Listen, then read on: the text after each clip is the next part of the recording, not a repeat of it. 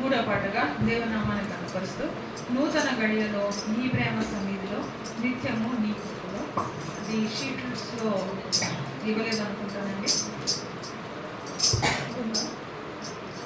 ఇంకొకటి వెల్కమ్ రాసిన సాంగ్ ఇది.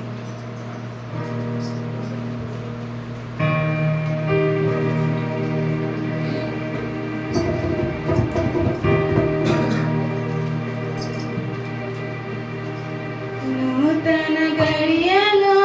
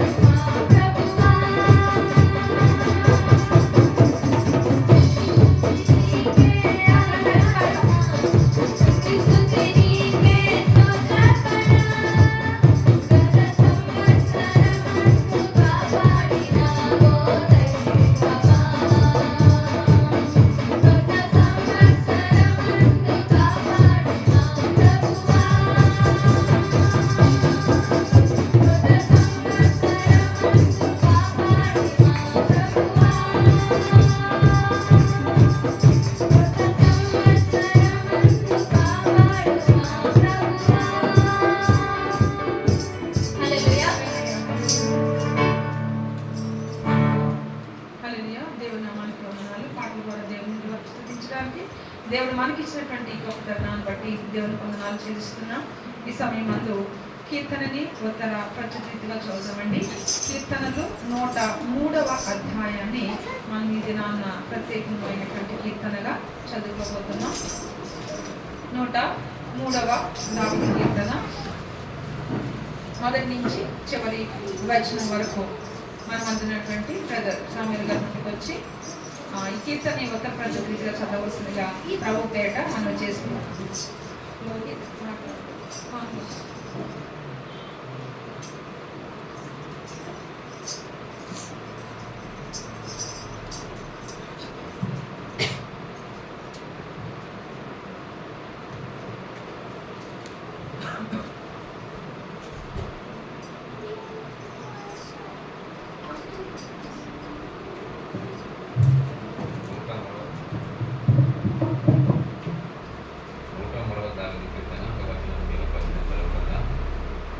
నా ప్రాణమా యెహోవాను సన్నుతించుము, నా అంతరంగంలో సమస్తమా ఆయన పరిశుద్ధ నామమును సన్నుతించుము. నా ప్రాణమా యెహోవాను సన్నుతించుము, ఆయన చేసిన ఉపకారములలో దేనిని మరువకుము. ఆయన దోషములన్నిటినీ క్షమించువాడు, నీ సంకటములన్నిటికీ కుదుర్చువాడు.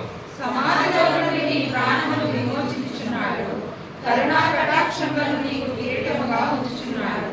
పక్షిరాజు యవనం వలె నీ యవనము ప్రతిదక్కుచున్నట్లు మేలుతో నీ హృదయము తృప్తిపరుచుచున్నాడు. యెహోవా నీతి క్రియలను జరిగించుచు బాధింపబడేవారందరికీ న్యాయాన్ని తీర్చును. ఆయన మోషకు తన మార్గములను తెలియజేసెను, ఇశ్రాయేలు వంశస్థులకు తన క్రియలను కనపరచెను. యెహోవా దయాదాక్షిణ్యపూర్ణుడు, దీర్ఘశాంతుడు, కృపా సమృద్ధి గలవాడు. ఆయన ఎల్లప్పుడూ వ్యాజ్యమాడేవాడు కాడు, ఆయన నిత్యము కోపించేవాడు కాడు. మన పాపములను బట్టి మనకు ప్రతీకారం చేయలేదు, మన దోషములను బట్టి మనకు ప్రతిఫలం ఇయ్యలేదు. భూమి కంటే ఆకాశం ఎంత ఉన్నతంగా ఉన్నదో ఆయన యందు భయభక్తులు గలవారి యెడల ఆయన కృప అంత అధికంగా ఉన్నది.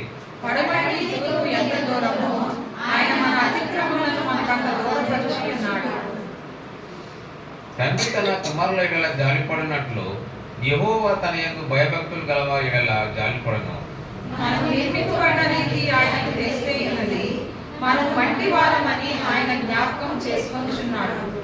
నరుని ఆయువు గడ్డి వలెనున్నది, అడవి పువ్వు పూయినట్లు వాడు పూయిను. దాని మీద గాలి వీచక అది లేకపోవును, ఆ మీద దాని చోటు దాని వెలుగదు. ఆయన నిబంధనను గైకొనుచు ఆయన కట్టెల అనుసరించి నడుచుకొని వారి మీద, యెహోవా యందు భయభక్తులు గలవారి మీద ఆయన కృప యుగయుగములు నిలుచును, ఆయన నీతి వారికి పిల్లల తరపున నిలుచును. యెహోవా ఆకాశమందు తన సింహాసనమును స్థిరపరిచి ఉన్నాడు, ఆయన అన్నిటి మీద రాజ్య పరిపాలన చేయించున్నాడు.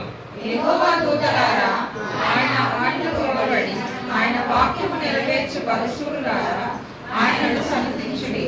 యెహోవా సైన్యములారా ఆయన చిత్తం నెరవేర్చు ఆయన పరిచారకులారా మీరందరూ ఆయనను సన్నుతించుడి. యెహోవా యేషును సర్వలన్నిటిలోనున్న ఆయన సర్వకార్యములారా ఆయనను స్తుతించుడి.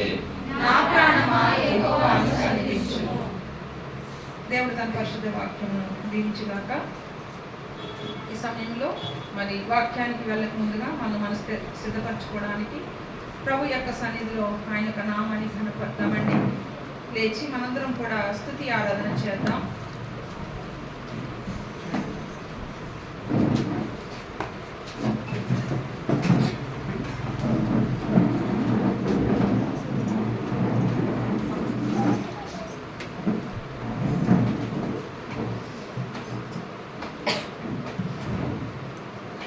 సంవత్సరమంతా దేవుడు ఆయన కృపలో మనల్ని కాచి కాపాడి మనల్ని దినాన సజ్జీ లెక్కలో ఉంచితే కాక ఆయన పరిశుద్ధ మందిరంలో ఆయన నామాన్ని గణపరచడానికి దేవుడు మనకిచ్చినటువంటి గొప్ప తరుణాన్ని బట్టి దేవునికి స్తుతి చెల్లిద్దాం. మనందరం కూడా రెండు చేతులు పైకెత్తి మన హృదయాన్ని ప్రభు తట్టు తిప్పుకొని, ప్రభు ఆ వారం అంతా మమ్మల్ని కాపాడారు, గతించిన సంవత్సరం అంతా మాతో ఉండి మమ్మల్ని దర్శించిన దేవ మీ స్తుతులు వందనాలు.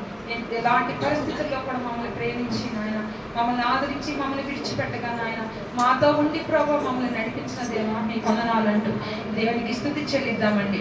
మన రెండు చేతుల పైకెత్తి దేవునికి స్తుతి చెల్లిద్దాం. ప్రభుకి వందనాలు చెల్దాం. మన జీవితం చేసిన ప్రతి మేలుకి ఆయనకి వందనాలు చెల్దాం. ఆయన చేసిన ప్రతి మేలును బట్టి వందనాలు చెల్లిద్దాం. ఎంతో బలహీనమైన జీవితాలు మనవి, ఎన్నో అవసరాలు ఉన్న జీవితాలు మనవి. అలాంటి మన జీవితాల నుంచి ఆయన మనల్ని విడిచిపెట్టగా, అలాగే మనల్ని వదిలేకుండా మనకు చేసిన మేలు మనం సరిగ్గా అర్థం చేసుకుంటే ప్రతి విషయంలో ఎన్నో మేలు మన దేవుడు మనకు చేశారు. ఎన్నో అవసరాల్లో మనకి సహాయం చేశారు. ఎన్నో ప్రమాదాల్లో మనల్ని కాపాడారు. ఎంతో మరి రోగంతో వేదంతో ఉన్నప్పుడు వాక్య ద్వారా మాట్లాడి ఆదరణ దయచేశారు. ఆ గొప్ప దేవుని స్తుతిద్దాం. ఆ గొప్ప దేవుని స్తుతిద్దాం. హల్లెలూయా, హల్లెలూయా, హల్లెలూయా, హల్లెలూయా. స్తోత్రం, స్తోత్రం, స్తోత్రం, స్తోత్రం, స్తోత్రం. పరిశుద్ధుడా మీ స్తుతులు, పరిశుద్ధుడా మీ స్తుతులు. మహోన్నతుడా మీకు వందనాలు, వందనాలు, వందనాలయ్యా. సర్వాధికారి మీకు స్తుతులయ్యా. సర్వోన్నతుడా మీకు స్తుతులయ్యా. సజీవుడా మీకు వందనాలు, సర్వోన్నతుడా మీకు వందనాలు. మాదనకర్త మీకు వందనాలు. మా తోడైన దేవా మీకు వందనాలు. మమ్మల్ని బలపరిచిన దేవా మీకు వందనాలు. మమ్మల్ని నడిపిస్తున్న దేవా మీకు స్తుతయ్యా, స్తుతయ్యా, స్తుతయ్యా, స్తుతయ్యా, స్తుతి తండ్రి. మహోన్నతుడా మీకు స్తుతులు, వందనాలు. స్తోత్రం, స్తోత్రం, స్తోత్రం.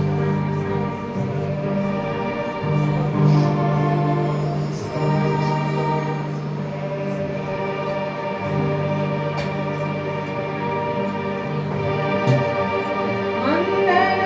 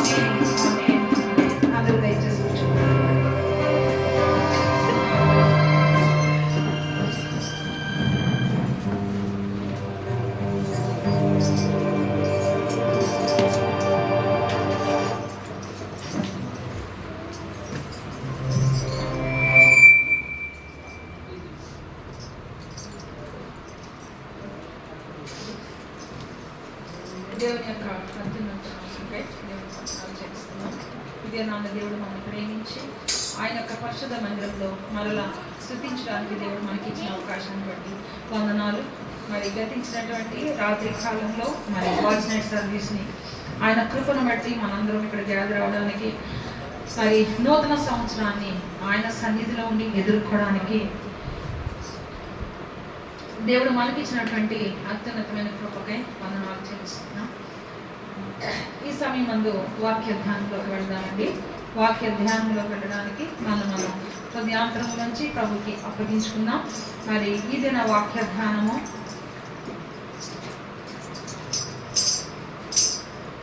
కీర్తనలు 103వ అధ్యాయము 5వ వచనం చూద్దాం. ఇది నా వాక్య ధ్యానం నిమిత్తము కీర్తనలు 103వ అధ్యాయము 5వ వచనం. పక్షిరాజు యవనం వలె నీ యవనము క్రొత్తదగుచున్నట్లు మేలుతో నీ హృదయమును తృప్తిపరచుచున్నాడు. పక్షిరాజు యవనం వలె నీ యవనము క్రొత్తదగుచున్నట్లు మేలుతో నీ హృదయమును తృప్తిపరచుచున్నాడు. మరొక వచనం చూద్దాం. యెషయా గ్రంథము 40వ అధ్యాయము 28 నుంచి 31 వచనం వరకు. యెషయా గ్రంథము 40వ అధ్యాయము 28వ వచనం నుంచి 31వ వచనం వరకు చదువుతాం. నీకు తెలియలేదా, నీవు వినలేదా? భూదికి అంతములను సృష్టించిన యెహోవా నిత్యుడగు దేవుడు, ఆయన సొమ్మసిల్లడు, అలియడు.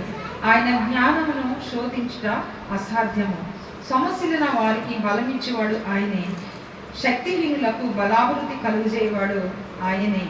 బాలురు సొమ్మసిల్లుదురు, అలయుదురు, యవనస్తులు తప్పక తొట్టిల్లుదురు. యెహోవా కొరకు ఎదురు చూచేవారు నూతన బలము పొందుదురు. వారు పక్షిరాజు వలె రెక్కలు చాపి పైకి ఎగుదురు. ఈ మాట నాతో అందరూ కలిసి చెప్పాలని నేను ఆశపడుతున్నానండి. యెహోవా కొరకు ఎదురు చూచువారు నూతన బలం పొందుదురు. వారు పక్షిరాజుల వలె రెక్కలు చాపి పైకి ఎగుదురు. అలియక పరిగెత్తుదురు, సొమ్మసిల్లక నడిచిపోవుదురు. ప్రార్థన చేద్దాం. మహాపరిశుద్ధుడా, మహోన్నతుడా, ప్రేమ కలిగిన తండ్రి, కృప కలిగిన దేవా, నీ పరిశుద్ధ పాదములకు వందనాలు, స్తోత్రం, స్తుతులు తండ్రి. నాయన ఇదిగో తండ్రి, నూతన దినాన 2026వ సంవత్సరంలో మమ్మల్ని ప్రవేశపెట్టి ఇదిగో నాయన మరి పాత సంవత్సరం వీడిపోలించి కొత్త సంవత్సరంలో నా తండ్రి మేము ప్రవేశించే వరకు మాతో మీరుండి ప్రభా నాయన మీ సన్నిధిలో ఉండి ప్రభా మమ్మల్ని బలపరిచి స్థిరపరిచిన విధానాన్ని బట్టి మీకు వందనాలు, స్తోత్రములు. లోకంలో అనేక మంది ప్రభా లోకపు ఆశలకు పరిగెడుచుండగా నాయన వారి యొక్క సెలబ్రేషన్లు నాయన లోకరీతిగా ఉండగా మాకైతే నాయన మీ సన్నిధిలో ఉండి మిమ్మల్ని గణపరుచుకుంటూ ప్రభా మా జీవితాలు సరి చేసుకుంటూ వాక్యం ద్వారా నా తండ్రి కడుక్కుంటూ ప్రభా నూతన సంవత్సరంలో నాయన పరిశుద్ధంగా జీవించాలని ఆశతో, విశ్వాసాన్ని పెంపొందించుకుని జీవించాలని ఆశతో ప్రభా నీలో ఇంకను బలంగా కొనసాగించాలని ఆశతో ప్రభా నూతన సంవత్సరంలో అడుగుపెట్టి మా ప్రియులైన వారందరినీ మమ్మల్ని జ్ఞాపకం చేసుకోండి ప్రభు తండ్రి. మీ కొరకు నిలబడడానికి, మీ కొరకు నడవడానికి మా బ్రతుకుల్లోనైనా సమస్యలే పరిస్థితులు వచ్చినప్పటికీ ప్రభా నిలదొక్కుని నాయన నీ బిడలుగా నాయన మేము ఉండడానికి మాకు సహాయం చేయండి. ఇదిగో నాయన ఈ సమయంలో నూతనమైనటువంటి నీ వాక్యాన్ని ప్రభా మాకు ఇవ్వబోతున్నందుకు మీకు వందనాలు. ఈ వాక్యాన్ని వివరించడానికి నాకైతే శక్తి లేదయ్యా, నేను అంత జ్ఞానురాలిని కాదు. కానీ ప్రభా జీవగల దేవుడు, సర్వశక్తిమంతుడు, సర్వ జ్ఞానానికి నాయన మూలాధారుడు అని మీ ఎదుట నేను ప్రార్థిస్తుండగా ప్రభు నన్ను మీ ఆత్మతో నింపండి నాయన, ఏడంతల ఆత్మ శక్తితో నన్ను నింపండి ప్రభా. నన్ను పూర్తిగా మరుగుపరిచి నాయన నీ దివ్యమైన వాక్కు ద్వారా నాయన నాతోని మాతోని మాట్లాడమని ఈ సన్నిధిలో అడిగి వేడుకుంటున్నామయ్యా. నీ ఆత్మ కనికరాని నాయన మాపై చూపించండి, నా పెదవులు కాల్చండి నాయన. నా జ్ఞానాన్ని మీ స్వాధీనంలో తీసుకొని ఈ రిక్తమైనటువంటి నాయన ఈ పాత్రలో ప్రభా నీ యొక్క తండ్రి నాయన ఘనమైన ఆహారం, ఆత్మీయ ఆహారాన్ని పెట్టి నాయన అందరూ భుజించినట్లుగా సహాయం చేయమని నన్ను నేను తగ్గించుకుంటూ నాయన నాకు నీ కృపను దయచేసి నీ బోరుగా వాడుకోమని వేడుకుంటూ నీ నామాన్ని హెచ్చిస్తూ యేసు పరిశుద్ధ నామములో ఈ ప్రార్థన వేడుకుంటున్నాను తండ్రి, ఆమేన్. చదవబడినటువంటి ఈ వాక్యాలు మనం చూస్తే మొట్టమొదటిగా పక్షిరాజు యొక్క యవ్వనాన్ని మనం కీర్తన గ్రంథంలో చూస్తాం. ఏంటన్నది, పక్షిరాజు యవ్వనం వలె నీ యవ్వనము నూతన పరిచినట్లు. చాలాసార్లు మనం యూత్ మీటింగ్ని ఉండాలి అని అంటే, అరే ఇది యూత్ మీటింగ్, యవ్వనస్తుల మీటింగ్ అనుకుంటే మనం ఏమనుకుంటాం, ఒక్కసారే యూత్ అని అంటే ఏజ్ ప్రకారమే కాదు, కానీ ఆత్మీయంగా యూత్ ఎవరంటే మేము అందరం ఉంటాం ఇక్కడ, నాతో పాటు అందరం కూడా. ఏంటంటే దేవుళ్ళు ఉన్నటువంటి యవ్వన స్థితి. ఇక్కడ దేవుడు ఏం చెప్తున్నారంటే, నీ యవ్వన కాలాన్ని ఎలా చేస్తాట, పక్షిరాజు యవ్వనం వలె. దీని గురించి చాలా మందికి తెలుసుంటుంది, పక్షిరాజు యవ్వనం అంటే ఏమో. అయితే ఇక్కడ బైబిల్లో ఆ విషయాన్ని బట్టి ఎక్కువగా మాట్లాడలేదు, కానీ దాని సంబంధించిన రిఫరెన్స్ కూడా ఎక్కడ లేవు. కానీ జనరల్గా పక్షిరాజు అని అంటే మరలా యవ్వనాన్ని పొందుకునేటువంటి శక్తి ఉన్నటువంటి ఒక బర్డ్ అన్నమాట. ఇదే కాదు, ఊహించుకుని అనేకమైన ఇంగ్లీష్ టెక్స్ట్ బుక్స్లో రాసే ఇంకొక బర్డ్ ఉంది, దాని పేరు ఏంటంటే ఫినిక్స్. ఆ ఫినిక్స్ అనే ఈ బర్డ్ ఎలా ఉంటుందంటే, తను కాలిపోయినా కూడా ఆ బూడిదంతా గ్యాదర్ అయ్యి మళ్ళా తిరిగి బ్రతికేటువంటి ఒక శక్తి అనమాట. అది నిజంగా లేదు, ఒక ఊహ మాత్రమే, ఊహతో కూడినటువంటి మాట. దాని పేరు ఏంటంటే, ఆ బర్డ్ పేరు ఏమంటారంటే ఫినిక్స్ అని అంటారు. మన రాకీ పేరు అదే, రాక్ ఫినిక్స్. అయితే ఇక్కడ అంటే ఎప్పటికీ కూడా ఏం లేదని, మరణం లేదనేటువంటి ఒక మీనింగ్ వచ్చేదన్నమాట. ఇక్కడ ఈ యొక్క మరి పక్షిరాజు అంటే అర్థం ఏంటో తెలుసా? పక్షిరాజు కొంతకాలం జీవించి ఏం చేస్తుంది, ఆహారమే తింటది. వెజ్జా నాన్ వెజ్జా? పక్కా నాన్ వెజ్ కదా. అయితే కనిపించినవన్నీ ఇంక్లూడింగ్ డెడ్ బాడీస్ ఎక్కడుంటే కూడా అవన్నీ కూడా పీక్కుని తినేటటువంటి ఒక పక్షి, ఏదంటే ఒక బర్డ్. ఈ యొక్క పక్షిరాజు ఏం చేస్తాడు, ఎప్పుడు కూడా పక్షిరాజు భూమికి కాకిలాగా మరి ఎగురుకుంటూ వచ్చి ఆ యొక్క గుమ్మం దగ్గర, ఆ యొక్క వాల్ దగ్గర, అక్కడ కాంపౌండ్ వాల్ మీద, గేట్ల మీద ఎప్పుడు కనబడ్డాడు. ఎక్కడనంటే ఆకాశంలో ఉన్నతమైన స్థానంలో మాత్రమే ఎగురుతుండేటువంటి ఒక పక్షి ఈ యొక్క పక్షిరాజు. అందుకే పక్షిరాజు అంటారు కదా. ఈ పక్షిరాజు నథింగ్ బట్ ఈగల్ కదా. అయితే ఈ పక్షిరాజు ఏం చేస్తాడంటే, కొన్ని తన జీవిత కాలంలో మ్యాక్సిమం 15 అని నేను విన్నాను, 15 years అని. ఇది ఎంత కరెక్ట్ అనేది నాకు కూడా పూర్తిగా తెలియదు. అయితే ఇది అంత తన జీవితకాలంలో బాగా తిని తర్వాత ముసలైపోద్ది కదండి. ముసలైపోయినప్పుడు కొండ శిఖరాలకి వెళ్ళిపోతుందంట.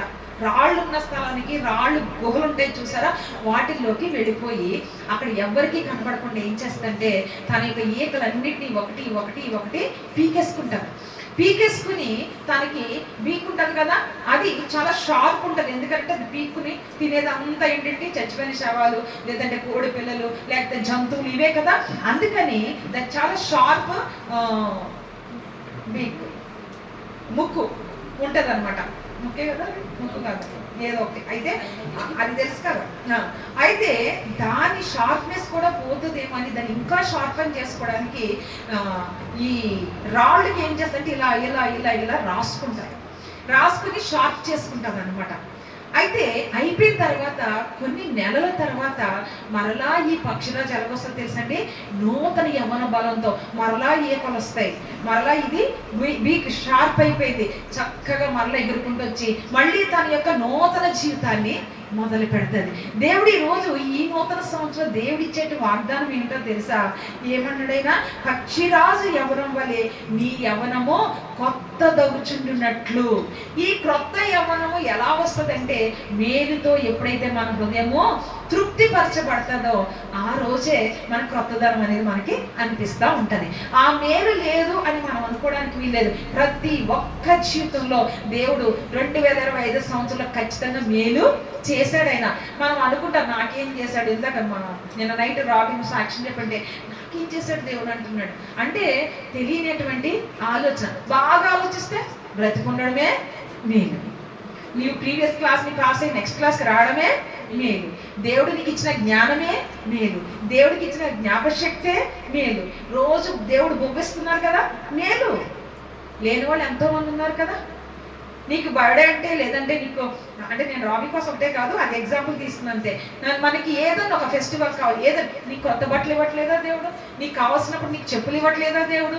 నీకు ఎన్ని రకాలుగా దేవుడు కృప చూపిస్తున్నారు. ఇవి చిన్న విషయాలు. పెద్దగా ఆలోచిస్తే ఏ అనారోగ్యం కాకుండా కాపాడుతున్నాడు, హాస్పిటల్ పాలు కాకుండా కాపాడుతున్నాడు. దేవుడు ఎన్నో మేలులు మనకి చేస్తూ, బలపరుస్తూ, ప్రమాదాల నుంచి తప్పిస్తూ, అనారోగ్య పరిస్థితుల్లో కాపాడుతూ ఆయన కృపను మన పట్ల చూపిస్తున్నారు. బాగా ఆలోచిస్తే ఒకటి కాదండి, మన ఈ వేళ్ళు సరిపో, ఏ మేలు నాకు లేదు అనుకుంటాం, కానీ ఆలోచించి లెక్క పెట్టుకుంటే కనుక ఎన్నో మేళ్ళు. సింపుల్ థింగ్ నేను చెప్తానండి. ఏంటంటే, నేను మామూలుగా స్కూటీ మీద వెళ్తా ఉంటాను కాలేజ్కి వెళ్తున్నప్పుడు. ఒకసారి ఏమందంటే స్కిడ్ అయినట్టు అవి మళ్ళీ వెంటనే తిప్పేస్తూ ఉంటాను. బాగా ఆలోచిస్తే నేను అనుకుంటా నా బలం అనేమో నా హ్యాండ్ పవర్ అనుకుంటాం, కానీ కాదు. బాగా ఆలోచిస్తే ఏంటది, అక్కడ కనుక ఏదన్నా అయితే ఆ బైక్ నా మీద పడితే, నా కాలు విరిగిపోతే, నేను హాస్పిటల్ పాలైతే, ఎన్ని రోజులు నేను కాలేజ్కి వెళ్ళకుండా ఉంటే నా శాలరీ ఎంత తగ్గిపోయింది. మేలే కదండి, చిన్న విషయం వదిలేస్తాం. కానీ ఒకవేళ అది ప్రమాదంగా మారితే ఎంత భయంకరమైనటువంటి ప్రాబ్లమ్స్ మనం ఫేస్ చేయాలి కదా. ఇవి కొన్నిసార్లు నాకు పాఠం చెప్తూ ఉంటారు దేవుడు. ఈ విషయాలు వెళ్తూ ఉంటాగానే దేవుని స్థుతిస్తా వెళ్తూ ఉంటాను. ఎక్కడికైనా గట్టిగా పాడుకుంటే వెళ్ళిపోతాను, ఎవరేమనుకుంటారు నాకు తెలియదు, కానీ అలవాటు అలా వెళ్తున్నప్పుడు ఆయన కాపాడుతూ ఉంటాడు అనమాట. వర్షం వస్తున్నప్పుడు స్కిడ్ అయితే ఆయన వెళ్ళిపోతుంటాయి, కాపాడదు దేవుడు కదా. అది ఒక మేలే కదా. ఇలాగ ఆలోచిస్తే మన రాణి సిస్టమ్ తీసుకుందాం. అంటే మీ మెట్లు గుర్తొచ్చినాయి నాకు. ఎక్కుతా ఉన్నాం బైక్, ఇలాగే అండి, ఇలా కూడా కాదు, ఇలాగే వెళ్ళాలి. ఎక్కడన్నా కాలు కొంచెం స్లిప్ అయితే మళ్ళీ ఎక్కడ ఉంటాం, కానీ దేవుడు ఎలా కాపాడుతున్నారు, మేలే కదా. ఇలాగా మన జీవితంలో ఒకటి కాదండి, ఎన్నో మేలు చేసి ఆయన మనకి ఏం చేస్తాడంటే మన హృదయాన్ని తృప్తిపరుస్తున్నాడంట. ఆ తృప్తితో మన యొక్క జీవితం ఎలా మారిపోతుందండి, పక్షిరాజు యవ్వనం వల్లే మారిపోతుందని దేవుని యొక్క వాక్యం సెలవిస్తుంది. మనం నమ్మి ఆయన్ని ఆశ్రయించిన రోజు దేవుడికి ఈ రోజు మనకిస్తున్న వాగ్దానం ఏంటో తెలుసా, పక్షిరాజు యవ్వనం వల్లే నీ యవ్వనము క్రొత్తదగుచున్నట్లు మేలుతో నీ హృదయాన్ని నేను తృప్తిపరుస్తానని దేవుని యొక్క వాక్యం మనకి సెలవిస్తా ఉంది. మరి అదే విధంగా ఇందాక యెషయా గ్రంథం మనం చదివాం 40వ అధ్యాయంలో ఏం చదివామండి, ఇక్కడ దేవుడు మాట్లాడుతున్నారు 29th verse ఒకసారి చూస్తే, సొమ్మసిల్లిన వారికి బలమిచ్చేవాడు ఆయనే, శక్తిహీనులకు బలాభివృద్ధి కలుగజేయవాడు ఆయనే. బాలు సొమ్మసిల్లిదురు అలయుదురు, యవనస్తులు తప్పక తొట్టిల్లిదురు, యెహోవా కొరకు ఎదురు చూచువారు. దేవునికి స్తోత్రం, హల్లెలూయా. ఏం పొందుకుంటామండి మనం, నూతన బలాన్ని పొందుకుంటామని ఈరోజు దేవుడు మనకి వాగ్దానం చేస్తారు. అందరూ పొందుకుంటారా నూతన బలం? అందరూ పొందుకుంటారండి నూతన బలం.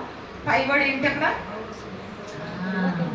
యెహోవా కొరకు ఎదురు చూచువారు మాత్రమే ఏమది నూతన బలాన్ని పొందుకుంటారని దేవుని యొక్క వాక్యం ఇక్కడ సెలవిస్తుంది. వారు ఎలా ఉంటారో చూడండి ఇక్కడ, వారు పక్షి రాజు వలె రెక్కలు చాపి పైకి ఎగుదురు.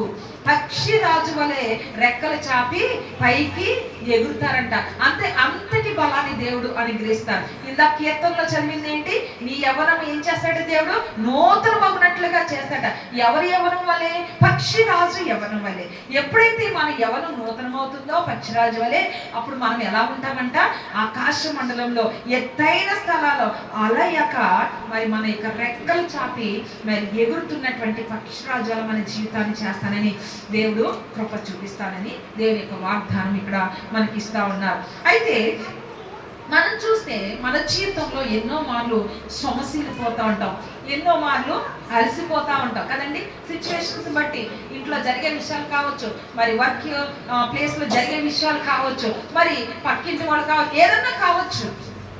అక్కడ ఏమని దేవుడు చెప్తున్నారంటే, ఇక్కడ అనేక మార్లు మన బ్రతుకులో అలసిపోతాం, అనేక మార్లు మన బతుకులేమవుతాం, సొమ్మసిల్లిపోతాం. కానీ ఆ సొమ్మసిల్ల బ్రతుకు నుంచి, ఆ యొక్క మరి అలసిపోయిన బ్రతుకు నుంచి దేవుడు మనకి ఏం చేస్తాడనంటే ఒక గొప్ప శక్తిని ఇస్తానని దేవుని యొక్క వాగ్దానం ఇక్కడ సెలవిస్తుంది. అది కూడా ఎలా ఉంటుందంట, చాలా నూతనమైనదిగా ఉంటుందని దేవుడు మాట్లాడుతున్నాడు. God gives new energy, hope and spiritual freshness to us అని దేవుడు మాట్లాడుతున్నారు ఈరోజు కదా. అంటే నీకు ఒక ఆత్మీయమైనటువంటి నూతన శక్తిని ఆయన ఇస్తా అంటున్నాడు, ఒక నూతనమైనటువంటి హోప్ ఆయన ఇస్తానని చెప్తున్నారు, నూతనమైనటువంటి బలాన్ని ఇస్తానని దేవుడు ఈరోజు మనకి వాగ్దానము చేస్తా ఉన్నాడు. బైబిల్లో ఇలాగ అలసిపోయిన వాళ్ళు కానీ, సొమ్మసిల్లిన వాళ్ళు కానీ ఎంతో మంది ఉన్నారు మనలాగే. అలాంటి వాళ్ళ కొంతమందిని జ్ఞాపకం చేసుకొని వారి జీవితంలో ఏది జరిగింది, మన జీవితంలో మనం ఏం చేయాలనేటువంటి చిన్న విషయాలు మనం సాదృశ్యం ఇక్కడ మాట్లాడుకుందామండి. ఆదికాండము 29వ అధ్యాయము 13-14 వచనాలు చదువుదామండి. ఆదికాండము 29వ అధ్యాయం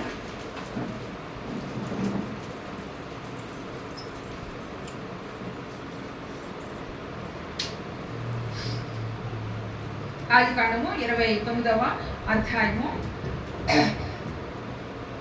13-4 వచనాలు ఒకసారి చదువు. 13-14 తర్వాత నేను మిగతా విషయాలు ధ్యానిద్దాం. ఇక్కడ లాబాను తన సహోదరుని కుమారుడైన యాకోబు సమాచారం విన్నప్పుడు అతను ఎదుర్కొంటకు పరిగెత్తుకొని వచ్చి అతని కౌగిలించి ముద్దు పెట్టుకొని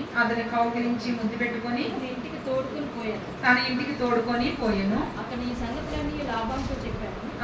అప్పుడు లాభాను నీవు నా ఎముకయు మాంసమునై ఉన్నావని అతను నెల దినములు అతని యొద్ద నివసించిన తర్వాత లాభాను నీవు నా బంధువుడమైనందున ఓర్కయే నాకు కొలువు చేసి కదా నీకేమి జీతం కావాలో చెప్పమని యాకోబుని అడిగాను. లాభానికి 2 కుమార్తెలు ఉండేవి. వారిలో పెద్దవాని పేరు లేయా, చిన్నదాని పేరు రాహేల్. చాలండి. ఇక్కడ ఈ వాక్యాన్ని మనం చూస్తే ఈ యొక్క యాకోబు గురించి మనకు బాగా తెలుసు కదండి. ఎవరి కుమారుడు యాకోబు? ఎవరి కుమారుడు? అదేంటిదే ఇస్సాకు యొక్క కుమారుడు. ఎంతమంది ఇస్సాకు కుమారులు? 2. ఎవరండి? యాకోబు అండ్ ఏశావు. వీళ్ళ స్టోరీ మనకు బాగా తెలుసు కదా. ఏంటంటే అది మెయిన్ వీళ్ళిద్దరి గురించి మాట్లాడాలంటే ఏం గుర్తు రావాలి? ఫస్ట్ చిక్కుడుకాయ కూర కదా. చిక్కుడుకాయ కూర, ఆ ఎర్రగా ఉన్నటువంటి చిక్కుడుకాయ కూర కదా. ఆ చిక్కుడుకాయ కూర తీసుకొని ఏం చేశాడంటే యాషావు తన జ్యేష్ఠత్వాన్ని తమ్ముడికి సరదాగా అమ్మేశాడు. నిజంగా కాదు, కానీ యాకోబు మాత్రం నిజంగా తీసేసుకున్నాడు కదా. అయితే ఈ యొక్క యాకోబుల యొక్క చరిత్ర ఇలాగ అయిన తర్వాత వాళ్ళు ఏమయ్యారంటే, మరి యాకోబుని ఏం చేశారు? 18 రాములు ఉన్న తన అన్న దగ్గరికి పంపించేశారు. ఎవరండి? రేవకమ్మ గారు కదా. వెళ్ళిపో బాబు, నువ్వు అక్కడికి వెళ్ళిపో, అక్కడ ఉండు, అక్కడే ఉంటే నీకు అన్నీ బాగుంటాయి. ఈలోపు మీ అన్నయ్య కోపం చల్లారిపోద్ది. ఎందుకంటే తప్పు చేయించడానికి లీడ్ చేసింది ఆవిడే గనక. అయిపోయిన తర్వాత నువ్వు వెనక్కి వద్దు కానీ అని చెప్పినప్పుడు ఈ యొక్క యాకోబు ఏం చేస్తానంటే వెళ్ళిపోతాను. అంతేకాదు ఇంకొక మాట కూడా చెప్పారు అక్కడ. ఇంకెంత ఏజో ఆ టైంలో మనకి పూర్తిగా ఇక్కడ రాసలేదు, కానీ వాళ్ళ మదర్ కానీ వాళ్ళ ఫాదర్ గారు మాటల్లో ఏంటంటే యాషావు అప్పటికే పెళ్లి చేసుకున్నాడు. ఎవరినంటే ఆ కనాను స్త్రీల్లో కొంతమందిని పెళ్లి చేసేసుకున్నాడు. అలాగ చేసుకోవడం తండ్రికి ఇష్టం లేదు కనుక నువ్వు అక్కడికి వెళ్ళి పెళ్లి చేసుకొని ఎవరు నూరు పోసారు? తల్లిదండ్రి.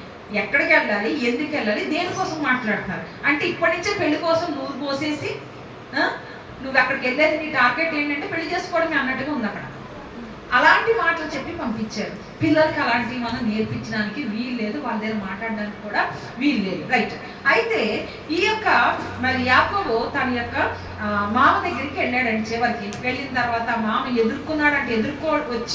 ఎదుర్కొని ఏం చేశాడంటే కౌగలించుకొని ముద్దు పెట్టుకొని ఏం మాట్లాడుతున్నాడో తెలుసా? ఇక్కడ నా ఎముకలో ఎముక, నా మాంసంలో మాంసం. ఈ మాటలు ఎవరు చెప్తారు అసలు? యాక్చువల్గా ఇవన్నీ ఆదాము గారు అమ్మమ్మకి పాడిన పాట, అంటే భర్త భార్యకి పాడిన పాట. కానీ ఇక్కడ మాంగారు అల్లుడికి పాడుతున్నాడు సేమ్ పాట. అయితే నా ఎముకలో ఎముక నువ్వు, నా మాంసంలో మాంసం అని ఈ విధంగా మొట్టమొదటికి వచ్చినప్పుడు ఆయన హక్ చేసేసుకొని ముద్దు పెట్టుకొని నీవు నాకులాగే ఉన్నావు. మామూలుగా మనం ఏం చేస్తాం? చాలా సంవత్సరాల తర్వాత మన కుటుంబస్తులు వచ్చారు అనుకుందాం, ఏమంటాం? అబ్బా మీది అచ్చం నీ ముఖ్య ఎవరిలా ఉంది, నాలేగా ఉంది, నీ కళ్ళు ఎలాగ ఉన్నాయి, నాకు ఎలాగ ఉన్నాయి, నీ నడక కూడా మేనమావలాగా ఉంది. ఇట్లాంటి మాటలు మాట్లాడుతుంటాం. అవన్నీ డ్రామాలు అయిపోయినాయి. ఇక్కడ అయిపోయిన తర్వాత 10 దినాలు అయిపోయినాయి అటండి. అయిపోయింది అంటే ఫస్ట్ 10 దినాల తర్వాత అతడు నెల దినములు అతని యొద్ద నివసించిన తర్వాత, అంటే ఒక్క నెలకి ఏమైపోయింది? అన్ని స్లోగా కరిగిపోతా వస్తున్నాయి బంధుత్వం. అప్పుడు అంటున్నాడు, నీవు నా బంధువుడైన అందరు నువ్వేం చేస్తావు? నా కొలువు చేయి, నీకు జీతం ఇస్తావు అంటే జీతగాడు చేసేసాడు. ముందేమైనా ఆయన యొక్క మాంసము ఆయన ఎముక, ఆయన పోలిక అన్నీ చెప్పాడు. ఒక్క నెల దినాలు అయినాడు, మొహం కొట్టేసింది. ఏం చేసేసాడు? అతన్ని పనివాడి చేసేసాడు. అంటే నీకు జీతం ఇస్తాను, నువ్వు పని చేయి.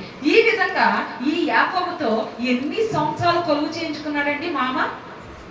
14 years, 14 సంవత్సరాలు. లేయా కోసం 7 సంవత్సరాలు, రాహేలు కోసం 7 సంవత్సరాలు. అంతేకాకుండా ఈ పెళ్లిళ్ళు అయిన తర్వాత ప్రతిసారి తన జీతాన్ని మారుస్తూ ఎన్నో రకాలుగా హింసించి మరి విసికించేశాడండి. ఎవరండి? లాబాను. ఎవరిని? యాకోబుని. యాకోబు ఏమైపోయాడు తెలుసా? కంప్లీట్గా సొమ్మసిల్లిపోయాడు, అలసిపోయాడు. పని చేసి చేసి చేసి అలసిపోయాడు. ప్రతిసారి మామన్న మాటల్ని తట్టుకోలేక మరి తన జీతాన్ని మారుస్తుంటే ఎంతగానో నలిగిపోయి ఒక రోజు ఆయన ఏం చేశాడండి? నిర్ణయం తీసుకున్నాడు. ఏంటా నిర్ణయం అంటే, నా దేశానికి తిరిగి నా తల్లిదండ్రుల దగ్గరికి నేను వెళ్ళిపోవాలి, ఏమన్నా జరగని అని మరి వెళ్ళిపోతా ఉన్నాడు. ఎలాగా? దొంగ వలె పారిపోతున్నాడట. తన భార్యలను పట్టుకున్నాడు. ఎంతమంది అండి భార్యలు? 2+2 కదా, 2+2 అందరినీ పట్టుకొని, తన పిల్లల్ని పట్టుకొని ఆయన వెళ్ళిపోతున్నాడంట. దొంగతనంగా వెళ్ళిపోతున్నాడు. అలసిపోయినటువంటి స్థితిలో పారిపోతున్నాడు. వ్యాధులు పడి సమస్యల స్థితిలో పారిపోతా ఉన్నాడు. చివరికి ఆయన ఏం చేశాడో తెలుసా? ఆ రాత్రి తన భార్యని, తన పిల్లల్ని, తనకున్న యావదాస్తిని అంతటిని రేవు దాటించి పంపించేసి ఒక్కడే ఉండిపోయాడట. ఎప్పుడు మనం ఒంటరిగా ఉండాలని అనుకుంటాం. చాలాసార్లు వ్యాధులు వచ్చి, బాధ వచ్చి, విసుకొచ్చేసినప్పుడు చాలా ఈ బ్రతుకంతా నేను ఒంటరికి ఎక్కడన్నా మూల కూర్చుంటే బాగున్నా కొన్ని ఒక్కొక్కసారి ఆ ఫీలింగ్ వస్తూ ఉంటుంది. అయితే యాకోబు కూడా అలాగే అలసి సొలిసిపోయాడు, ఆయన సొమ్మసిల్లిపోయాడు. అలాంటి స్థితిలో చూడండి ఏం జరిగిందో. 32వ అధ్యాయం ఆదికాండంలో దేవుడు ఇక్కడ మాట్లాడుతూ ఉన్నాడు అతనితో. 24వ వచనము. ఒక నరుడు తెల్లవారు వరకు అతనితో పెనుగులాడుచుండెను. తాను అతని గెలవకుండుట చూచి తొడ మీద అతన్ని కొట్టెను. అప్పుడు అతడు ఆయనతో పెనుగులాడుట వలన యాకోబు తొడ గూడు వసిలెను. ఆయన తెల్లవార్చున్నది గనుక నన్ను పోనిమనగా అతడు, నీవు నన్ను ఆశీర్వదించితేనే గాని నిన్ను పోనీయనెను. ఆయన, నీ పేరేమని అడుగగా అతడు యాకోబు అని చెప్పారు.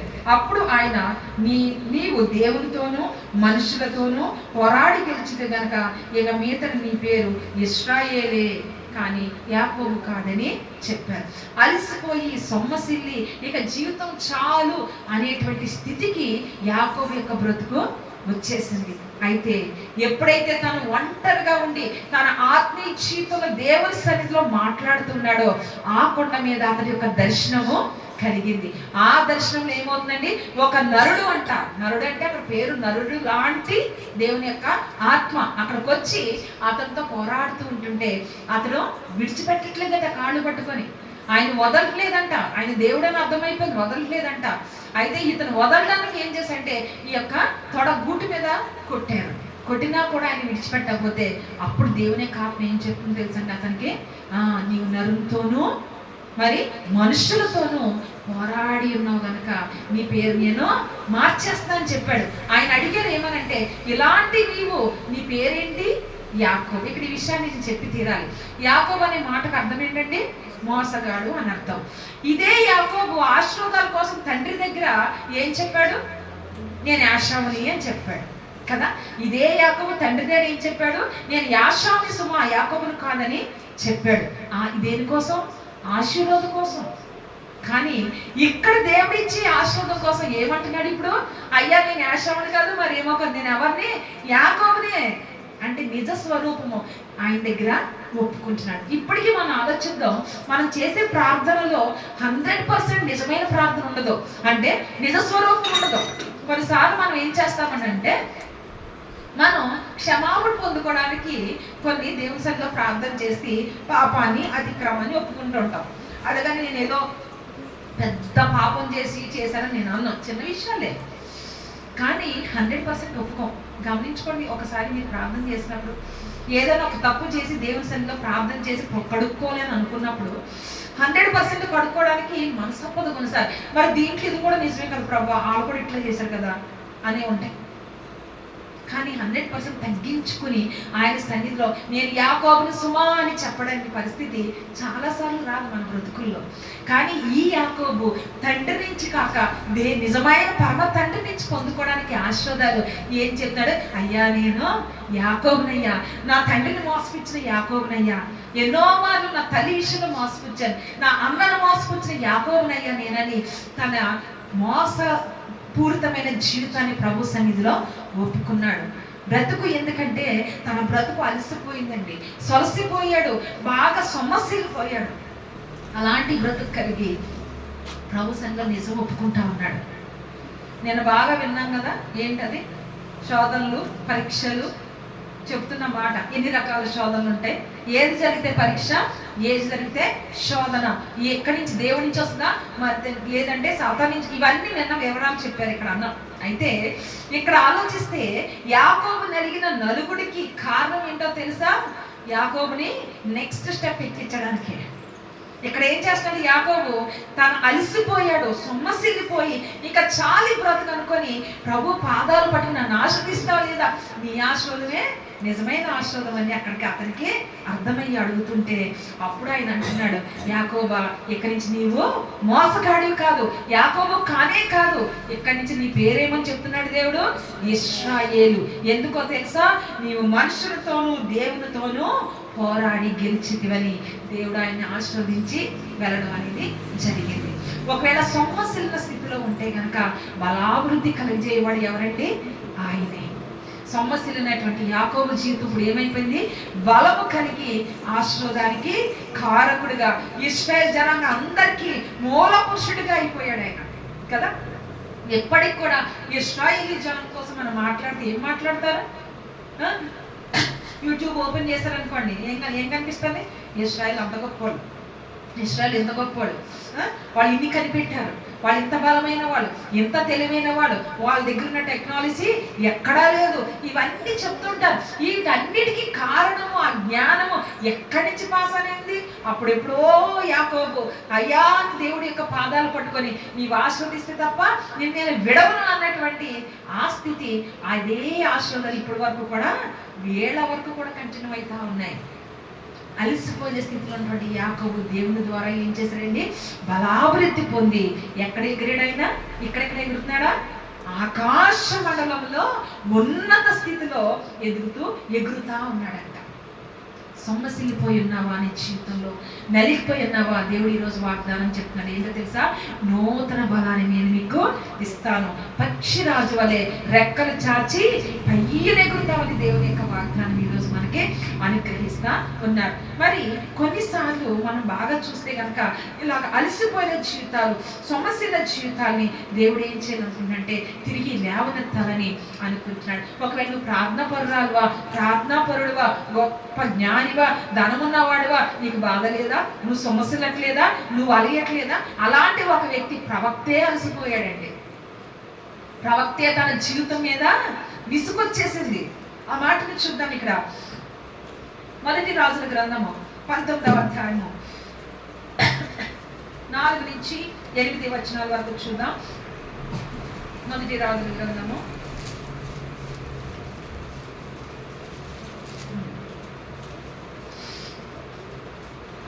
19వ అధ్యాయము 4 నుంచి 8 వచనాల వరకు ఎవరన్నా చదివి సహాయం చేయండి.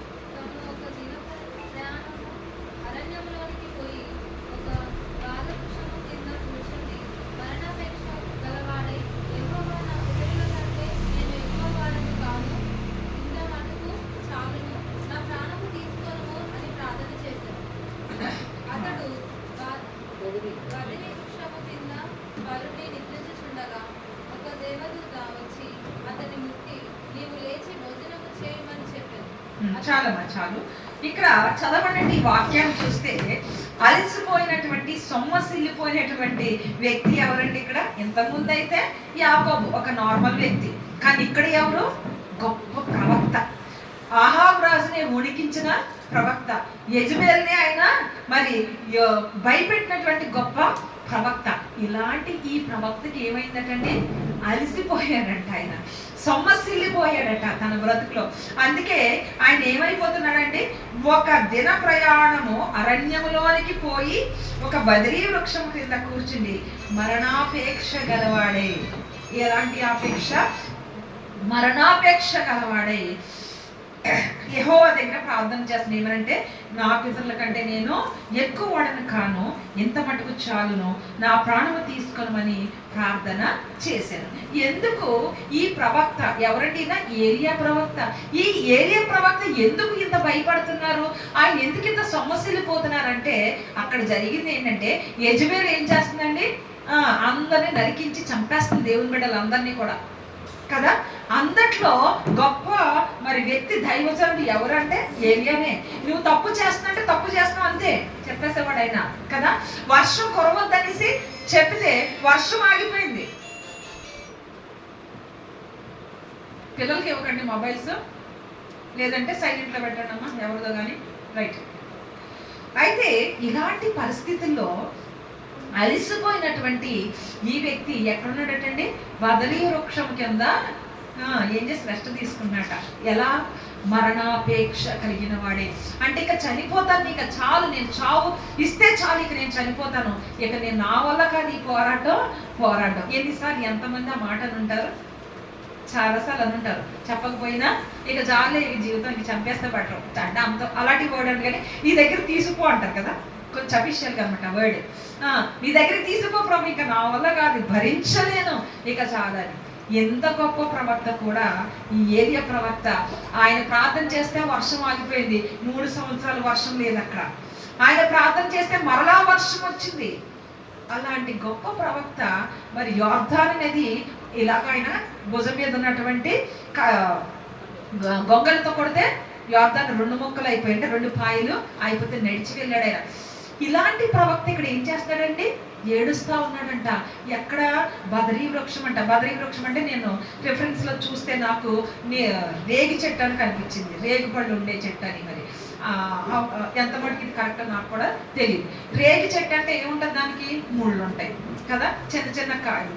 అది నీడనిస్తుంది అంటే ఎంతటి నీడనిస్తుంది, అంత నీడ కూడా సరి అయింది కాదు. అలాంటి చోటుండి తన బ్రతుకుని ఏం చేస్తాడంటే, ఒక దిన ప్రయాణించి అరణ్యంలోకి వెళ్ళిపోయి ఏడుస్తా ఉన్నాడు ప్రభు సన్నిధిలో.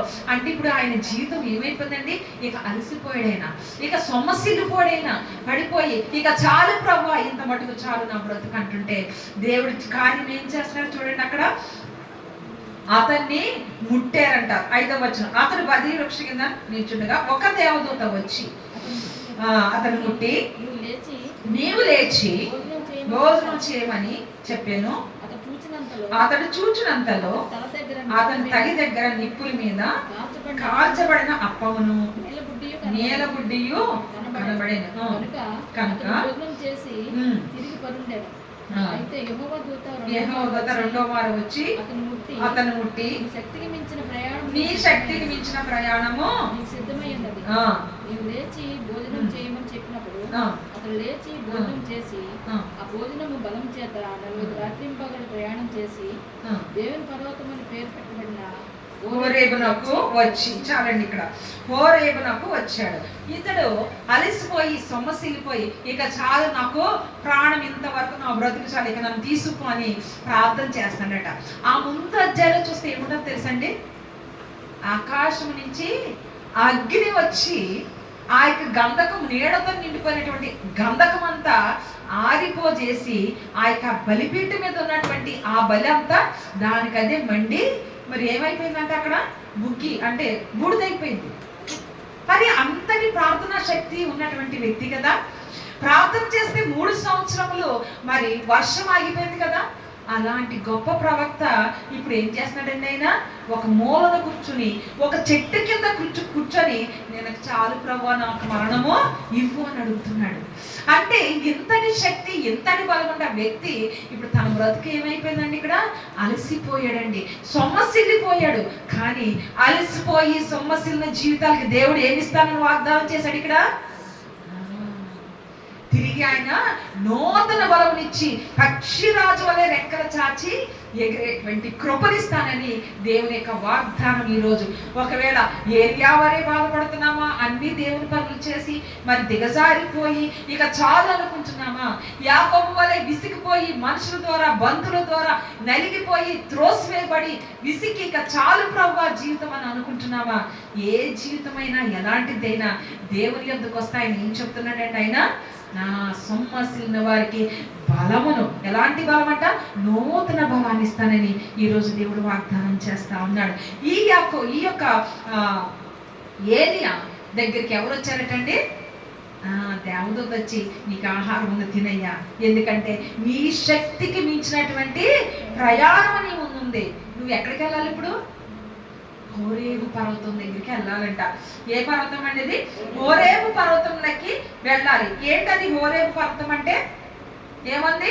దేవుని యొక్క పర్వతం అనబడినటువంటి హోరేబు దగ్గరికి అతను వెళ్తే అక్కడ ప్రత్యక్షత, యెహోవా ప్రత్యక్షత కలుగుతుంది. నెక్స్ట్ వచనం చూస్తే, అంటే ఈ రోజు నువ్వు దేవుని సన్నిధికి వెళ్ళి ఆయన సన్నిధిలో నిలబడాలంటే సొమ్మసిల్ని నీ బ్రతుకు ఫస్ట్ ఏమవ్వాలి?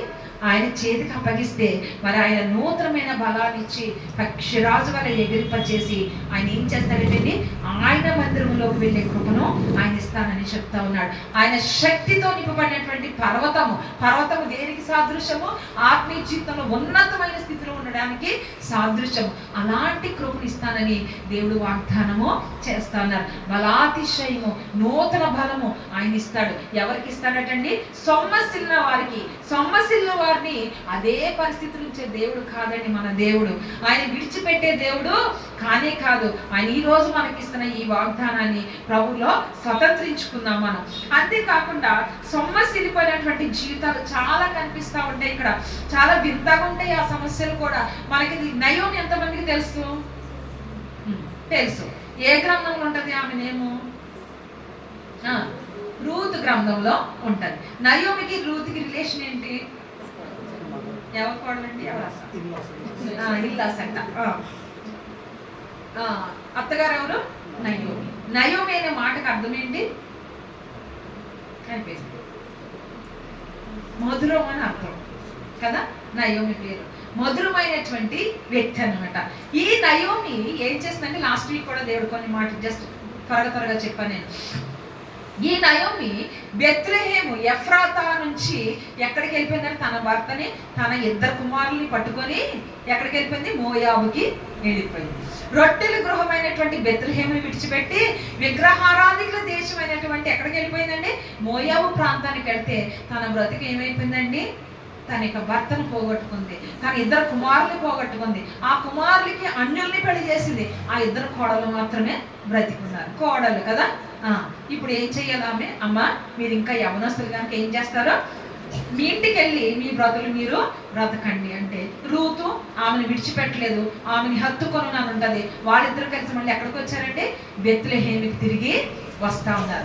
వస్తుంటే చూసిన వాళ్ళందరూ బంధువులు, అరే అదిగో నయోమి పెద్దమ్మ వచ్చింది, నయోమి చిన్నమ్మ వచ్చింది, లేదంటే నయోమి అక్క వచ్చింది, నయోమి చెల్లి వచ్చింది అనుకుంటే అందరూ ఎదురొస్తున్నారట ప్రేమతో. ఆ ప్రేమ ఆప్యాయతలు కోల్పోయి ఎన్నో సంవత్సరాలు, 10 సంవత్సరాల పైన అయిపోయింది నయోమికి. అయితే తన సొంత ఏరియాకి వచ్చేటప్పటికి అందరూ కూడా వచ్చి నయోమి అంటే అన్నదంట, నేను నిండుగా ఆస్వాదింపబడి దానిగా ఉండి నేను ఎక్కడికి వెళ్ళాను? విగ్రహారాధికుల యొక్క దేశానికి వెళ్ళాను. అక్కడ సమస్తాన్ని కోల్పోయి ఎందుకు పనికి రాకుండా నేను మరలా దేవుని గృహానికి వచ్చాను. ఈ టైంలో నేను నలిగిన నడుము ఎలాంటిది? సొమ్మసిల్లిపోయిన జీవితాన్ని కలిగి నేనున్నాను. నా యొక్క బలం అనేది నాలో లేదు. అలసిపోయిన బ్రతుకు అయిపోయింది నా బ్రతుకు. అందుకే మీరు నన్ను ఏం పిలవద్దు? నయోమి అని పిలవద్దు. నన్ను ఏం పిలుస్తారంటే మారా అని పిలవమంటారు. మారా అంటే అర్థం ఏంటండి? చేదు బ్రతుకు నాది. నా బ్రతుకంతా చేదు అయిపోయింది. ఎందుకో తెలుసా? నేను అలసిపోయాను, నా బ్రతుకంతా నాశనం అయిపోయింది కనుక నా బిడ్డని కోల్పోయాను, నా భర్తని కోల్పోయాను, అన్నీ పోయినాయి. నాకు ఇంకేమి లేదు, ఆస్తి లేదు, ఏమీ లేదు నాకు. అందుకని నన్ను ఏం పిలవని అంటున్నాడు? నా మారాని పిల్లండి. అంతగా నెరిగిపోయింది ఈ నయోమి. కానీ ఆ నయోమి జీవితంలో రూతు ద్వారా దేవుడు గొప్ప కార్యాన్ని చేశారు. ఆ గొప్ప కార్యంతో మరి తన బ్రతుకు మరలా ఏమైతుందండి? తిరిగి కట్టబడిందని దేవుని యొక్క వాక్యం సెలవిస్తుంది. ఇదే రూతు గ్రంథము 4వ అధ్యాయము 14 నుంచి కొన్ని వచనాలు చూస్తే కనుక, రూతు 4వ అధ్యాయము 14 నుంచి 17వ వచనం వరకు చదువుదాం. అప్పుడు స్త్రీలు ఈ దినమున నీకు బంధువులు లేకుండా చేయని యెహోవా స్తుతినందును గాక, ఆయన నామము ఇశ్రాయేలులో ప్రత్యేకపడును గాక. నీకు ప్రేమించి 7 కుమారుల కంటే నీకు ఎక్కువగానున్న నీ కోటలు ఇతని కనెను. ఇతడు నీ ప్రాణము నోదార్చి ముసలితనమున నీకు పోషకుడగనని నయోమితో చెప్పిరి.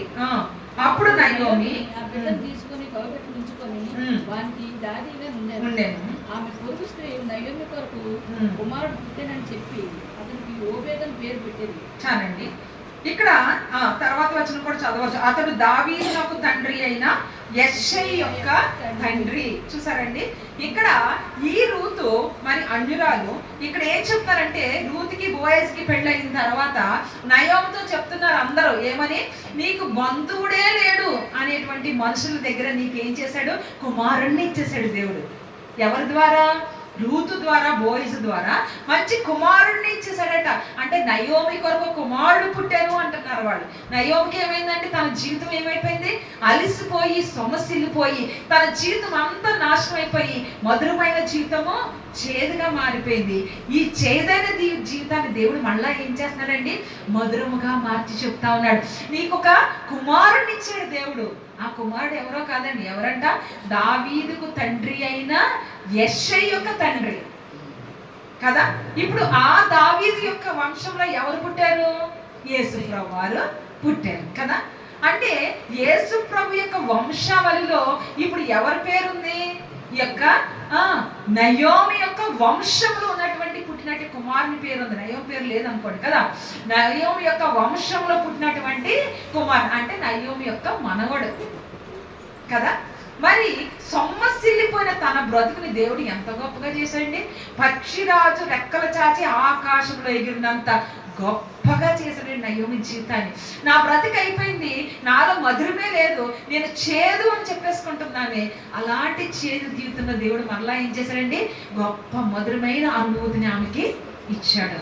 ఈరోజు దేవుని బిడ్డలైన మనము ఏ స్థితిలో ఉన్నాం, ఏమి లేకున్నాం, ఏ విధంగా నలిగిపోతున్నాం, దేవుడు మాట్లాడుతూ ఉన్నారు. నీకు నూతనమైన శక్తిని ఇస్తానని, బలాభివృద్ధి కలుగు చేస్తానని. పక్షిరాజు ఎలాగైతే రెక్కల చాపి ఆకాశం ఎదుగుతుందో ఆ విధంగా నేను ఎదిగింప చేస్తానని దేవుని యొక్క వాగ్దానం ఈ రోజు మనకి ఇస్తా ఉన్నారు. చివరికి ఒక రిఫరెన్స్ చెప్పి నేను ముగిస్తానండి.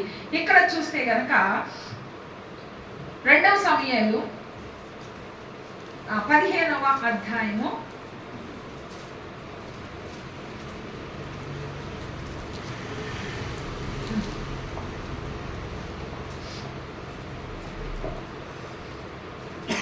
15వ అధ్యాయము 14 నుంచి కొన్ని వచనాలు ఉన్నాయి.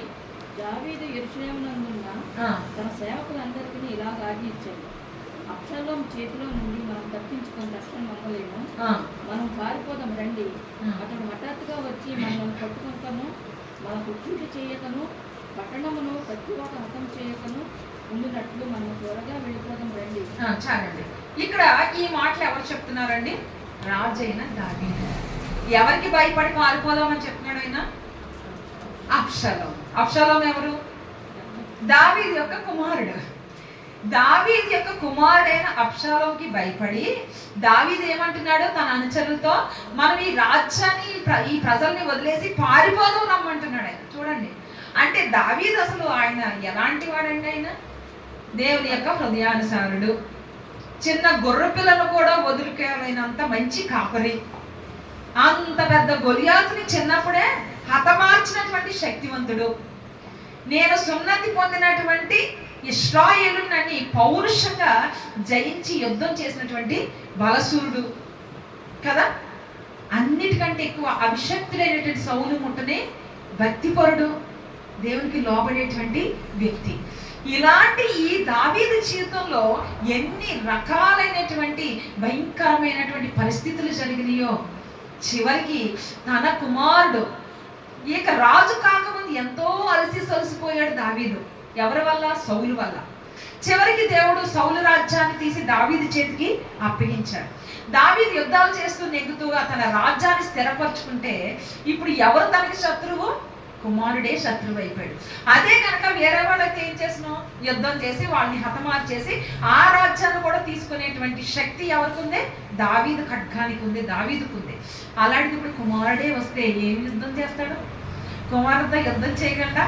చేయలేడు. అందుకే ఏమంటున్నాడంటే, ఈ అబ్షాలోం వచ్చి మనతో పాటు ప్రజలందరినీ కూడా నాశనం చేసి చంపేస్తాడు కనుక మనం ఏం చేద్దాం? ఇక్కడి నుంచి పారిపోదాం అంటున్నాడండి దావీదు. ఎప్పుడు వెనక అనేది చూపించిన దావీదు పారిపోదాం అనేసి అంటున్నాడు.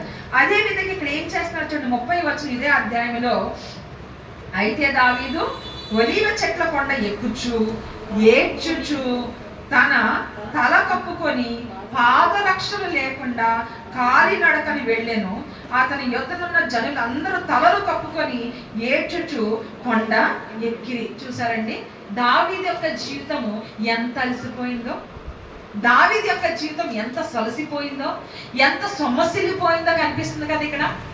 ఇక్కడున్న ఈ పరిస్థితి చూస్తే దావీదు, అరే ఆ దావీదేనా ఇక్కడ తల మీద గుడ్డేసుకొని కాలికి చెప్పులు లేకుండా ఏడ్చుచూ వెళ్తూ ఉన్నాడటండి. ఎంత భయంకరంగా అలసిపోయాడు దావీదు, ఎంత భయంకరంగా సొమ్మసిల్లిపోయాడు దావీదు. ఈ స్థితిలో దేవుడు ఆయన్ని ఆదుకున్నాడు. తిరిగి ఆదుకొని తన బలాతిశయము చొప్పున ఆయన మరలా ఏం చేశాడు? దేవుడు సింహాసనం మీద కూర్చోబెట్టాడు. అయితే తన కుమారుడు చనిపోవడం జరిగింది, అది మనకందరికీ తెలిసిందే. తండ్రిని చంపాలని వచ్చేటువంటి ఈ యొక్క అబ్షాలోము గాడిద మీద ఎగురుకుంటూ వెళ్తా ఉంటే ఆ జుట్టు ఏమైందండి? వృక్షానికి తగిలి మరి గాడిద వెళ్ళిపోయింది, అతడు హ్యాంగ్ అయిపోయాడు. వెంటనే యోవాబు వదలకుండా ఏం చేశాడు? బాణం వేసి చంపేశాడు. ఎందుకంటే దావీదుకి వ్యతిరేకంగా ఉన్నటువంటి కుమారుడు. దావీదు ఏం చెప్పాడు? అబ్షాలోముని కుమారుడిని ముట్టొద్దు అని చెప్పాడు. కానీ యోవాబు ఏం చేశాడు? తన మేనమామ, దావీదు యొక్క మేనలుడు ఎవరు? యోవాబు. ఈ యోవాబు తన మేనమామ కోసం ఏం చేశాడంటే అల్లుడిని చంపేశాడు. ఎందుకో తెలిసి అతను చేసినటువంటి దుర్మార్గపు పని వల్ల. ఈ దావీదు యొక్క స్థితిని దగ్గరుండి చూసిన వ్యక్తి ఎవరంటే యోవాబు. దేవుడు తిరిగి మరలా దావీదును నిలబెట్టాడు, మరలా సింహాసనం మీద కూర్చుని పెట్టాడు. అక్కడ తర్వాత కొన్ని మాటలు ఉంటాయి. దావీదు ముసలివాడయ్యాడని అనుకుంటున్నారా? ఏసు పెరిగిందని అనుకుంటున్నారా? అతని యొక్క ఖడ్గముకి ఎప్పుడు కూడా దాహమే అట. ఆ ఖడ్గం ఆయన ఎత్తాడంటే ప్రపంచం యావత్తును కూడా జయించగలడని శత్రువులు కూర్చుని మాట్లాడుకుంటారు. అంతటి దావీదు తల మీద మరి గుడ్డేసుకుని బోడిగా ఆయన పాదాలకి ఏమీ లేక మహారాజు ఏడ్చుకుంటూ వెళ్తున్నాడట. అలా సొమ్మసిల్లిపోయినటువంటి దావీదును తిరిగి ఏం చేసంటే మరలా ఆయన వైపు తిప్పుకొని ఆయన నామాన్ని బట్టి అతన్ని నిలబెట్టడం అనేది జరిగింది. ఈరోజు మనం ఏ విషయంలో సొమ్మసిల్లిపోయామో, ఏ విషయంలో మనం అలసిపోయినప్పటికి కూడా దేవుడు చెప్తా ఉన్నారు. ఏమని తెలుసా? పక్షిరాజు యవనం వలె నీ యవనము కొత్త తగ్గుచున్నట్లు మేలుతో నీ హృదయాన్ని తృప్తిపరుస్తానని వాగ్దానం చేస్తున్నారు. అంతేకాదు వారి పక్షిరాజు వలె రెక్కలు చాపి పైకి ఎగుదురని దేవుని యొక్క వాక్యం ఈరోజు మనకి ఎంతో బలాన్ని ఇస్తా ఉంది. మన ఈ వాగ్దానాన్ని పట్టుకుందాం. ప్రవ్వా అలసిపోయాను నాయన, సొలసిపోయినయ్యా, నా బ్రతుకులో ఎన్నో రకాలైనటువంటి ఇబ్బందులు చూశాను. జయం వస్తున్నట్టే వస్తుంది, కానీ మరలా అపజయమే కలుగుతుంది. ఎన్నో అవమానాలు నేను భరిస్తా ఉన్నానని ఒకవేళ ప్రభు సన్నిధిలో అంటున్నావా? ఈరోజు దేవుడు మనతో మాట్లాడుతున్నారు. ఏమన్నా తెలుసా? పక్షిరాజు యవనం వలె నీ యవనాన్ని ఇచ్చి అలసి సొలసిన జీవితాల నుంచి నేను బయటికి తీసుకొస్తానని దేవుడు చెప్తా ఉన్నారు. యెహోవా కొరకు ఎదురు చూచువారు నూతన బలము పొందుదురు. వారి పక్షిరాజు రెక్కల వలె రెక్కలు చాపి పైకి ఎగురుదురు, అలయక పరుగెత్తుదురు, సొమ్మసిల్లక నడిచిపోదురు. ఈ వాగ్దానాన్ని మన హృదయంలో రాసుకుందాం. ఈ సంవత్సరకాలం అంతా మీ పర్సనల్గా ఎన్నో వాగ్దానాలు వచ్చుంటాయి. మీరు తీసుకున్నారు కదండి, ప్రామిస్ తీసుకున్నారు నైట్. అయితే ఈరోజు మరలా దేవుడు చెప్తున్నాడు, ఇది అందరికీ ఒకటి వాగ్దానం. ఏంటో తెలుసా? సొమ్మసిల్లిన ఈ బ్రతుకుల్ని దేవుడు ఏం చేస్తానని చెప్తున్నాడండి? పక్షిరాజు వలె ఆయన నిలబెడతానంటున్నాడు. పక్షిరాజు వలె నూతన బలాన్ని దేవుడు మరలా మనకి ఇస్తానని వాగ్దానం చేస్తున్నారు. ఈ వాగ్దానం మనం నమ్మిన ఎడల దేవుని సన్నిధిలో ఆయన కృపను పొందుకోవడానికి దేవుడు సహాయం చేస్తారు. అటు కృప పరిశుద్ధాత్మ దేవుడు మనందరికీ దయచేయగాక. ఆమేన్. ప్రార్థన చేద్దాం. మహాకనికరం గల దేవ, మహోన్నతుడ, పరిశుద్ధుడ, మీకు స్తుతులు స్తోత్రములు వందనాలయ్యా. తండ్రి, ఇదిగో మీ యొక్క ప్రేమను మాకు అనుగ్రహించి మీ కృపను మాకు దయచేసి నా ప్రభువా మమ్మల్ని ఆదరించి నూతన సంవత్సరంలో నూతనమైనటువంటి శక్తివంతమైన ఈ వాక్కును మాకు ఇచ్చి ప్రభువా ఇదిగో వాగ్దానపూర్వకమైనటువంటి నాయన తండ్రి వాక్యాన్ని మాకు ఇచ్చారు. మీకు వందనాలు. ఈ వాగ్దానాన్ని మా జీవితంలో నెరవేర్చుకోవడానికి ప్రతి దినము కూడా ఈ వాగ్దానం ఎత్తి పట్టి నా ప్రభువా ప్రార్థించడానికి నాయన నీ కృప మాకు దయచేయండి. మీరు ఇచ్చిన వాగ్దానాన్ని స్వతంత్రించుకునే హృదయాలు క్రైస్తవ బ్రతుకులు అందరికీ అనుగ్రహించి నడిపించమని వేడుకుంటున్న సొమ్మసిల్లిన బ్రతుకుల్లోంచి ప్రభా, అలసిపోయిన బ్రతుకుల్లోంచి నాయన మీ దాసులైన వారిని అనేక మందిని లేవనెత్తో ప్రభా. ఈ దినాన నాయన మాలో మా జీవితాల్లో అనేకమైనటువంటి సిచ్యువేషన్స్ బట్టి మేము నలిగిపోయామయ్యా, విరిగిపోయామయ్యా, అలసిపోయాం నా తండ్రి. అనేక మార్లు వేదన పడిపోతున్నామయ్యా. ఆ యొక్క తండ్రి అలసిపోయినటువంటి సొమ్మసిల్లిన మా బ్రతుకుల్ని తిరిగి నూతన పరుస్తాన్ని ఈ వాగ్దానాన్ని మా బ్రతుకులు 2026 సంవత్సరంలో నెరవేర్చి మా గంట ప్రభావాలు మీరే పొందుకోమని నా ప్రభువైన నీ స్తుతులు వందనాలు చెల్లించుకుంటూ యేసయ్య శ్రేష్టమైన పరిశుద్ధ నామంలో ఈ ప్రార్థన అడిగి వేడుకుంటున్నాము తండ్రి. ఆమేన్. ప్రభు నేర్పిన ప్రార్థన చెప్దామండి. పరలోకమందున్న మా తండ్రి, మీ నామం పరిశుద్ధపరచబడును గాక, మీ రాజ్యం వచ్చును గాక, మీ చిత్తం పరలోకమందు నెరవేర్చునని భూమి అందును నెరవేరును గాక. మరి నామాన్ని నేడు మాకు దయచేయము. మెడల అపరాధం చేసిన వారిని క్షమించిన ప్రకారం అపరాధములు క్షమించము. మన శోధనలో తేక దృష్టిని తప్పించము. రాజ్యము, బలము, శక్తి, మహిమ నిరంతరము నీవయ్యున్నావు తండ్రి. ఆమేన్. ఇప్పుడు మన తండ్రి అయిన దేవుని యొక్క ప్రేమ, కుమారుని యొక్క కృప, పరిశుద్ధాత్మని యొక్క అన్యోన్య సహవాసము ఇప్పుడు ఎల్లప్పుడూ మనతో ఉండి ఆయన ఈ దినాన్ని ఇచ్చిన వాగ్దానాన్ని ఈ సంవత్సరం అంతా మనం ఎత్తిపట్టి ఆయన స్తుతిస్తూ ఆయన శక్తిని పొందుకునే కృప పరిశుద్ధాత్మ దేవుడు అట్టి నడిపింపు మనకు దయచేయగాక. ఆమేన్.